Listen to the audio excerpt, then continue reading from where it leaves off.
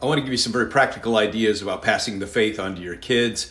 I'm Dr. Scott Turansky. I'm the author of the book Motivate Your Child. And that book has a section in it talking about developing faith in children and what that looks like to build internal motivation in them. Now, when we talk about passing on the faith to a child, we're talking about this on a couple different levels. I want to talk about the intellectual or the knowledge part of passing the faith on to our kids. In another video, I'll talk about the experiential side of passing the faith. But on an intellectual level, you want to think about the content children need inside of their minds and their hearts. First thing I would suggest, there's about 200 Bible stories, and you're going to want to take those Bible stories and teach them to your children.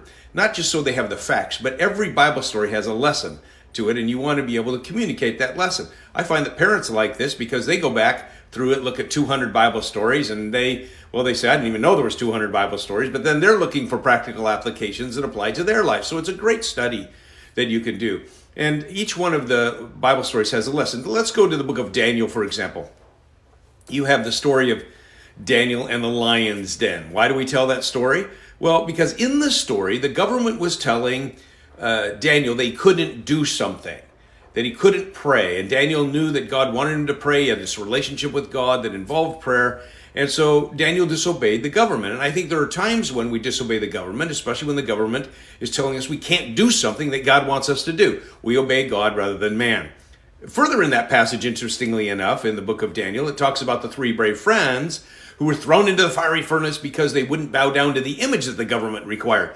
Why do we study that story? Well, sometimes the government tells us something that we have to do that we know we can't do because we're Christians. And so we take a stand for what's right. There are so many stories in the Bible. Each one has a powerful message, and we want to be able to share those messages with our children and help them grasp those. The Bible is very practical. We should always ask the question, what's the lesson learned from this story?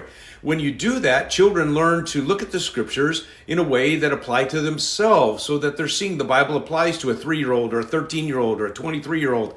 Everybody can have the Bible applying to their own lives if they ask that question, because the Bible is living and active and sharper than any double-edged sword. So we want to be able to focus in on its meaning and its message, and the messages are different over the course of a child's life. So you might look at the same story and find some new lessons from it. So powerful things you want to pay attention to as you are teaching your children more about the faith.